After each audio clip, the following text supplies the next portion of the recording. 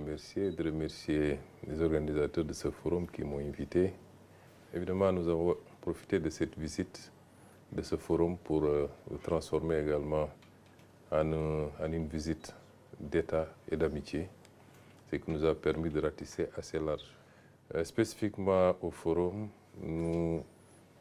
c'est un forum très ouvert avec des thématiques qui sont adaptées à la situation actuelle que vit le monde, mais qui coïncide également pour nous, particulièrement avec l'élaboration de notre vision 2050。我也看了您在夏季达沃斯论坛中的发言哈，您也提到了塞内加尔2050愿景，包括现在在经济转型过程中的一些机遇与挑战。其实这不仅是塞内加尔所面临的问题，它也折射出了世界的关切。所以您认为，在当前这样一种世界经济面临不确定的形势之下，各国应该如何携手合作来应对这样的挑战？ Oui, ces défis sont des défis mondiaux, comme vous l'avez dit, mais qui se posent différemment selon les pays. Il est évident qu'à chaque fois qu'il y a des chocs, les pays les moins développés comme les nôtres le ressentent plus durement que les pays les plus avancés, les grandes puissances comme les États-Unis, comme l'Union européenne.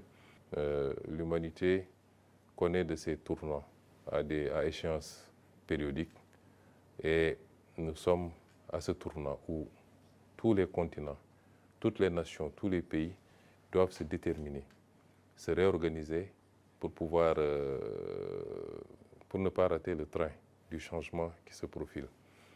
Les règles qui doivent asseoir les relations entre États, quelle qu'en soit la taille, la puissance, la capacité, les relations doivent être basées sur d'abord le respect mutuel, c'est extrêmement important. Elles doivent être basées sur l'équilibre, le gain partagé mutuellement. Elles doivent aussi être partagées sur le multilatéralisme. Les règles qui sont établies de commun accord à travers des discussions, par exemple les règles commerciales dans le cadre de l'OMC, doivent être des règles qui s'appliquent à tous. Et aucune partie ne doit pouvoir, parce que les règles ne l'arrangent plus, parce qu'elle sent qu'elle perd plus ou moins le pouvoir, la puissance et l'avance qu'elle avait, aucune partie ne doit pouvoir se lever toute seule et dire je dénonce les règles ou je change les règles du jeu. Se dessine ce profil avec une reconfiguration où le Sud global est en train de reprendre pied, comme on dit, est en train de devenir le moteur de la croissance mondiale, est en train de reprendre une place privilégiée, pour ne pas dire la première place, le Sud global, tiré notamment par la Chine, que nous félicitons pour les progrès extraordinaires qui ont été réalisés en si peu de temps et qui découlent de beaucoup d'abnégation, de beaucoup de discipline, d'organisation, mais beaucoup de conviction. Et cela doit inspirer tout le reste des pays du Sud.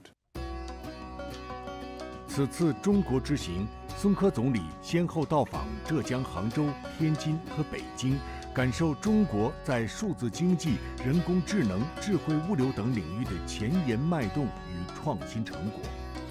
在杭州，他了解跨境电商平台的运作，以及脑机接口、智能仿生手等产品发展与应用。在天津，他参观天津港，询问临汉码头的建设经验，还在鲁班工坊体验中华建筑技艺。从天津到北京，孙科总理乘坐高铁，感受了中国速度。这一次访华呢，是您就任总理之后第一次访华。我们注意到您去了杭州、天津，然后现在呢，咱们是在北京，而且啊，您是参访了很多种不同类型的企业。我看有像数字经济、有科技创新企业有新能源企业，还有像智慧物流、交通这样的企业。在整个这个过程中，您对哪些方面印象最深刻？ La première étape de cette visite qui s'est déroulée à Hangzhou, une étape extrêmement importante. Et jusqu'à ce matin, d'autres accords ont été signés avec des institutions. La Chine est un partenaire important. Les investisseurs chinois sont très dynamiques, très entreprenants. Nous en recevons tout le temps et ils sont intéressés par tous les secteurs de l'économie. Ils viennent avec des intentions nobles, avec des modes de financement innovants. Toutes les offres ont été recensées et c'est très positif pour nous. nous avons noué également ce partenariat avec la commune de Tanjing et incessamment également à ce niveau-là les autorités du port de Tanjing, qui est le port le plus modernisé aujourd'hui. Nous sommes en train d'édifier 3 ports, un grand port qui existait déjà, le port de Dakar, mais 2 autres ports qui sont en cours de construction et un projet d'un 3e port au sud. Et nous avons, avec les autorités locales également là-bas, eu des discussions très intéressantes. Cela nous a inspiré d'ailleurs une idée. Nous voulons dans le partenariat avec la Chine, c'est-à-dire un hub en Afrique de l'Ouest, un hub en Afrique tout court. 我们一直在关注您在中国的行程，而且我发现您在参访一些企业的时候，真的是兴致盎然。这是在杭州啊，一家高科技企业，这是仿生手啊，在写塞内加尔国家的名字。啊，您在这儿，他们应该是把这个写好的中国书法送给了您。啊，仿生手还在弹钢琴。我看您在视频中还跟仿生手握了握手，和仿生手握手的感觉怎么样？ Oui, c'est extraordinaire dans l'entreprise et qui aujourd'hui, d'après les explications qui nous ont été données, a réussi à ce niveau d'innovation qui est unique dans le monde. Et c'est la 2e fois après la 5G où la Chine a pu damer le pion à tout le monde. Récemment, il y a eu le phénomène DeepSeek qui a émerveillé tout le monde. C'était extraordinaire d'avoir eu le privilège de visiter ça, de le vivre et de voir que ce qui se dit sur l'intelligence artificielle. Et bravo à la Chine, bravo aux inventeurs chinois, au monde scientifique de la Chine. Je suis quelqu'un qui croit fondamentalement à l'Afrique et je suis sûr que l'Afrique peut faire des progrès importants dans ce sens. Indépendamment de la faiblesse des moyens, nous avons de jeunes talents très prometteurs qui parviennent à suivre, à faire des choses dans l'intelligence artificielle. Et nous voulons que la collaboration entre la Chine et l'Afrique soit orientée vers cela également. Nous réitérons nos félicitations à la Chine pour ce qu'elle est en train de faire et qui rend fier tout le Sud global. Aujourd'hui, nous sommes en train de démontrer qu'il n'y a pas de peuple condamné au retard. Il faut juste croire en soi, comme ça a été le cas pour la Chine. Mais je pense que dans les années à venir, ça va se mettre en place pour que l'Afrique aussi puisse répondre à côté de la Chine à l'appel du monde. 这一次您从天津到北京呢，也是乘坐中国的高铁啊，半个小时路程，其中最高时速会达到350公里每小时。经历过这样的一种体验之后，我想知道您会用什么样的关键词来形容中国的发展？您对于中国式现代化有什么样的理解？ Le niveau est assez impressionnant. Je ne pense pas pour seulement nous qui sommes issus de pays peut-être moins développés, mais même pour ceux qui avaient pris de l'avance sur tout le monde, ce qui est en train d'être fait en Chine aujourd'hui et sur tous les plans. En fait, le transport, l'intelligence artificielle, le numérique, les télécommunications, tout ce qui se fait aujourd'hui en Chine émerveille le monde entier. Et je dirais que ce qui est impressionnant, c'est votre capacité à l'adapter à vos réalités, à garder votre originalité en tant que Chinois sur le plan culturel, sur le plan des valeurs. Et ça, c'est inspirant pour tout le reste du monde et en particulier pour l'Afrique. 新一届塞内加尔政府啊，正在致力于推进系统变革，强化国家治理能力的建设。我知道您曾经读过习近平谈治国理政，在书中有哪些内容让您产生了共鸣？您是如何理解习近平主席他的治国理政思想？ Nous avons lu le président Xi, comme vous dites, nous suivons ses discours. Je crois que les règles de gouvernance qui produisent des résultats sont quasi universelles. Maintenant, les adapter selon les réalités des pays, les contextes, les cultures, les croyances, c'est ça qui peut différer. Mais les règles dans la rigueur de la gouvernance, la bonne gouvernance, la transparence, le respect du bien public, la rigueur des élites, mais ensuite du peuple, ces règles-là sont universelles et tous les peuples qui les ont appliquées ont obtenu des résultats. Et je pense que le président Xi Jinping l'a compris, ceux qui ont été présidents de la Chine avant lui également, mais je pense qu'il l'a élevé à un certain niveau et les résultats sont immédiats. Le rythme de modernisation de la Chine sur les 10-15 dernières années est impressionnant Et je pense que c'est tout son mérite et toute l'équipe qui travaille avec lui. Et c'est des sources d'inspiration également pour nos pays. Ce que j'apprends, ce que je retiens, c'est que sans rigueur, sans discipline et sans vision, il est impossible de développer un pays, même un tout petit pays, a fortiori un continent comme la Chine. 习近平主席将与您举行会见，您有什么样的期待？ Nos attentes, c'est celles liées à une collaboration renforcée. Je crois que les relations entre la Chine et le Sénégal ont été élevées au niveau de relations stratégiques globales, c'est déjà important. Et nous souhaitons que la Chine soit ce partenariat privilégié, avec ce partenaire privilégié avec lequel nous allons développer tous les axes qui ont été inscrits dans notre programme de développement, notre projection sur 2050. Et demain, je ne manquerai pas d'aborder ces aspects avec le président Xi Jinping. Ce qui est notable avec la Chine, c'est l'esprit d'un partenariat mutuellement gagnant, dans le respect mutuel, en considérant ses partenaires, quelle que soit la taille du pays, quel que soit son niveau de développement, le considérer en alter ego, et ça c'est appréciable, c'est important pour nous. 6月27日，习近平主席与松科总理举行会见。习近平主席指出，中塞两国是发展振兴的同路人、好兄弟。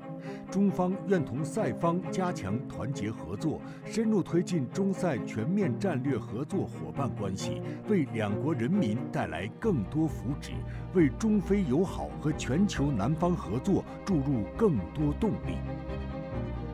中国已连续16年保持非洲第1大贸易伙伴国地位。去年，在中非合作论坛北京峰会上，中方宣布给予包括塞内加尔在内的33个非洲国家零关税待遇。随着共建“一带一路”倡议的高质量深入推进，中国和塞内加尔的合作从农产品贸易、基础设施建设扩展到新能源、数字基础设施建设等领域。长期以来，两国在多方面的合作已经取得了实实在在的成果，也是惠及了两国人民。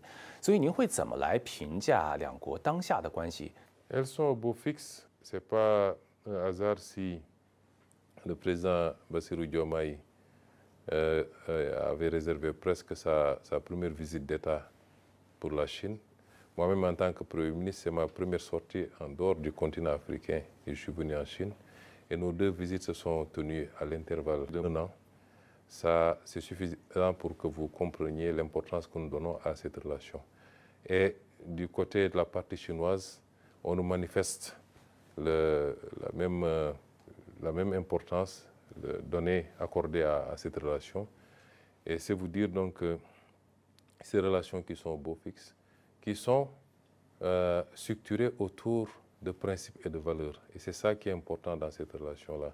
Sur le plan international, souvent on partage exactement les mêmes positions sur toutes les questions internationales et lors des délibérations au niveau des instances internationales. Et ça, c'est important pour montrer le degré de solidarité, de cohésion et de convergence entre la Chine et le Sénégal, entre la Chine et l'Afrique. Et nous allons tous continuer à travailler à renforcer cette relation. 去年9月，法伊总统来华参加中非合作论坛北京峰会，并进行国事访问。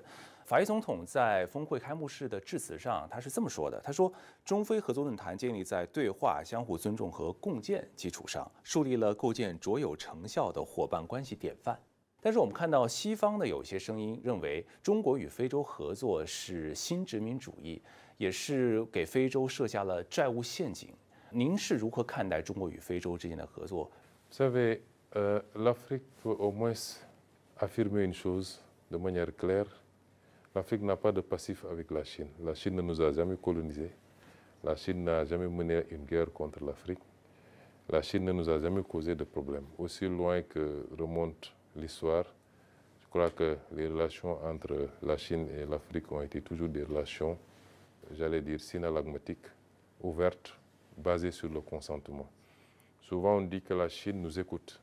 Et je considère donc que ce débat sur le néocolonialisme est un faux débat. Et je pense que beaucoup de discours sont plus liés à la peur que génère la montée en puissance de la Chine pour certaines anciennes puissances Ils pensent qu'en disant cela, peut-être ça amènera les Africains à avoir peur de la Chine ou à se détourner de la Chine. Mais c'est méconnaître l'Afrique. Et ces discours sont des discours d'ailleurs infantilisants pour l'Afrique. Vous voyez, quand un leader africain parle de souveraineté, prend sa responsabilité, vous entendez dans certains médias occidentaux les gens dire que c'est sous influence de la Russie ou de la Chine.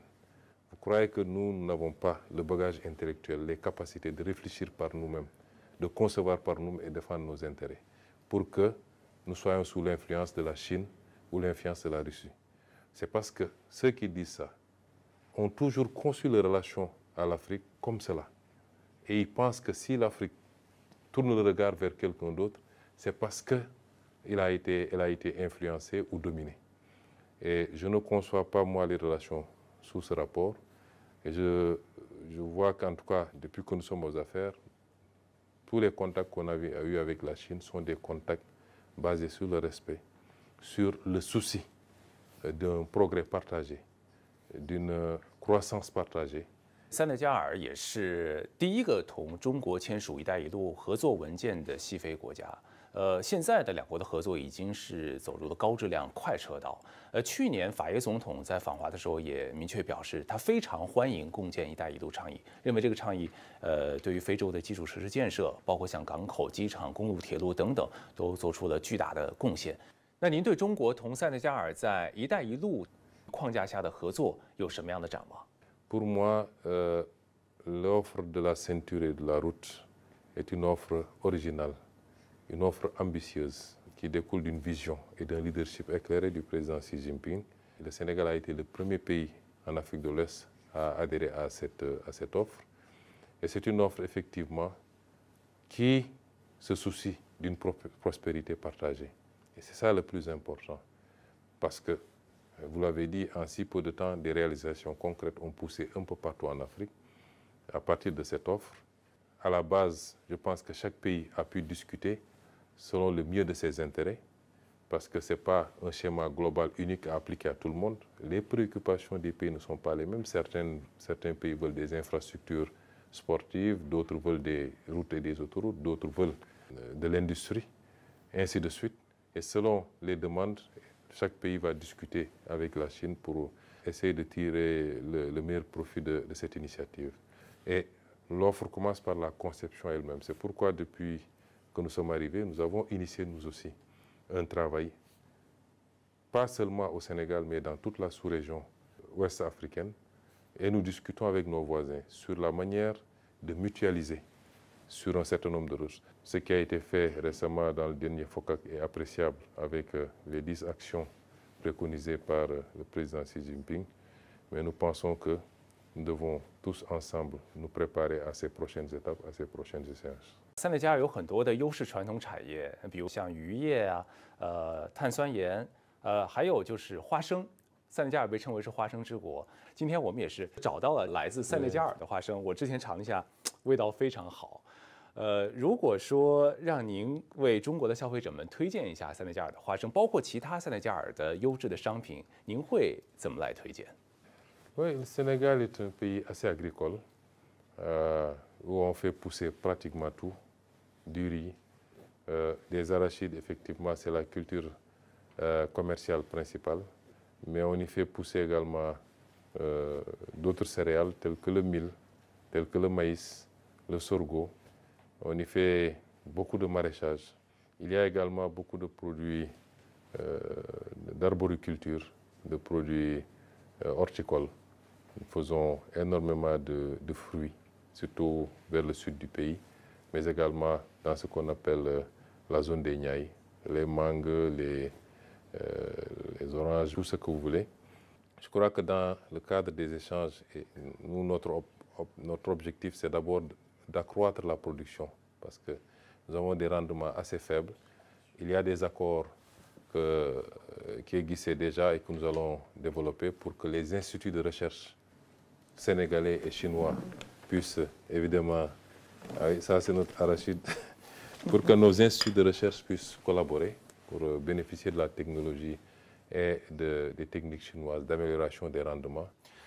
塞内加尔也一直在探索独立自主的发展道路。您是否也认为找到一条适合本国国情的、适合自身特点的发展道路，对于塞内加尔来说非常的重要？您觉得非洲应该如何把前途和命运掌握在自己的手里？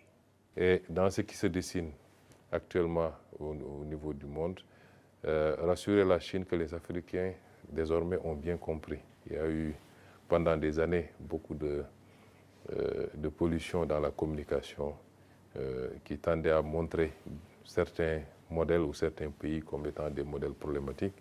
Mais je crois qu'aujourd'hui, nous, notre génération, nous avons ouvert les yeux depuis longtemps. Et dans notre combat politique, nous avons toujours considéré que le partenariat le plus fiable, c'est celui qui est basé sur le respect mutuel, sur la préoccupation de chacun de pousser les autres à avancer. Et ce que la Chine fait avec l'Afrique, c'est pourquoi nous tenons à cette relation.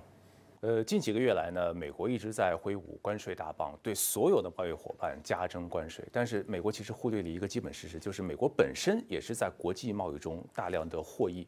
您怎么看待这样一个滥征关税的行径？国际社会应该如何来面对这样一个情况，来维护公开市场和自由贸易？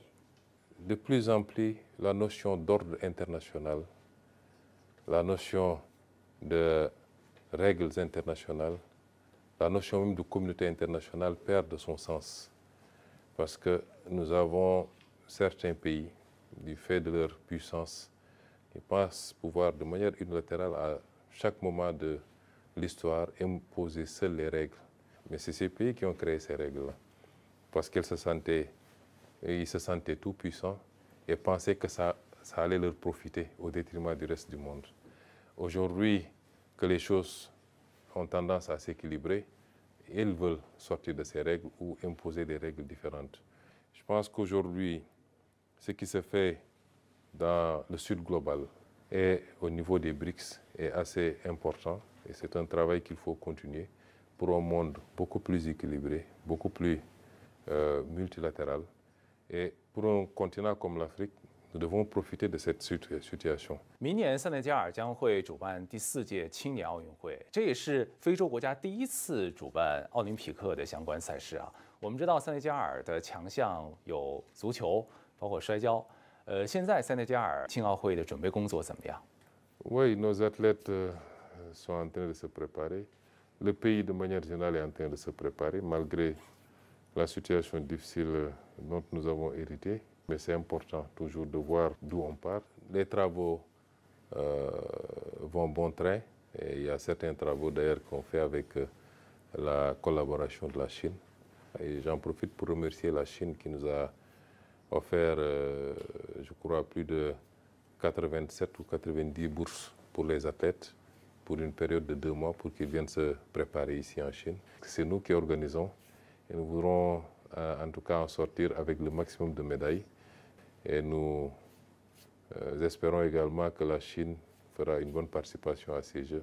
所以刚才咱们谈到了体育，您觉得包括体育在内，包括人文交流在内，中塞两国之间未来还有什么样的合作契机？ Je pense qu'il y a plus de similitudes qu'on pense entre nos différentes cultures. Quand on est en Chine, on n'est pas très dépaysé quand on fréquente les Chinois, quand on discute avec les Chinois. Vous êtes assez africain, contrairement à ce que peut-être nous on a pu penser de loin. Et ça se reflète également sur le niveau, sur le plan culturel. Beaucoup d'étudiants sénégalais viennent se former en Chine, dans le domaine de l'agronomie, des nouvelles technologies et beaucoup d'autres domaines. Les arts martiaux chinois sont très pratiqués au Sénégal déjà. Pratiquement le kung fu et tous les autres arts sont pratiqués au Sénégal. Et je pense que nous pourrons donner une nouvelle dimension également à cette coopération culturelle et sportive. 今年是中国人民抗日战争暨世界反法西斯战争胜利80周年。面对依然充满了挑战的世界秩序，您觉得那样一段历史对于当今世界来说有什么样的启示？ Oui, vous savez, dès qu'on est arrivé, nous, pendant tout le temps, nous avions beaucoup insisté sur le devoir mémoriel. Un pays qui n'a pas de mémoire est un pays qui ne peut pas tirer les leçons du passé et qui risque de subir à nouveau les affres de cette histoire. Ce matin, j'ai visité le mausolée du président Mao, qui au-delà du président Mao porte l'histoire de la révolution chinoise. Et j'ai été impressionné par la manière avec laquelle les Chinois conservent cette mémoire et l'enseignent, la transmettent, parce que c'est ça qui va permettre aux générations à venir. Puis nous avions toujours dit qu'il faut le devoir mémoriel, parce que les pays africains ont doublement subi la traite négrière, la colonisation, la néocolonisation, mais le pire de ce qu'ils ont subi, c'est l'effacement, la tentative d'effacement de leur mémoire. C'est-à-dire, c'est comme si on les interdisait de se rappeler de cette histoire et d'en parler. Les Africains ne parlent pas de la traite négrière. D'autres ont parlé des épreuves qu'ils ont subies. Certains ont même réclamé des réparations. Mais en Afrique, c'est comme si c'était tabou. La colonisation, les Africains n'en parlent pas. Et imaginez que jusqu'à une date récente, ou jusqu'au mois où je vous parle même, dans chacun des pays qui ont été colonisés en Afrique, vous avez encore des rues, des boulevards qui portent le nom des généraux qui nous ont colonisés, qui ont combattu nos parents, qui ont tué, etc., qui ont asservi, qui ont imposé les travaux forcés, qui ont pris des gens pour les amener combattre de force pour eux. Mais jusqu'à une date récente, on a encore les stigmates. Et c'est pourquoi moi, quand j'ai été élu maire de Ziguinchor, la première chose que j'ai fait, c'est de rebaptiser toutes les rues qui portaient encore les noms de l'ancien colonisateur. Vous avez si bien restauré cette mémoire pour que ça serve de ciment, mais également de moteur au peuple chinois pour rattraper son écart et prendre sa revanche sur l'histoire. Et ça, c'est extrêmement important. Je suis très content que vous nous ayez posé cette question parce que souvent on l'oublie. 宋国总理，感谢您真诚的分享，谢谢您。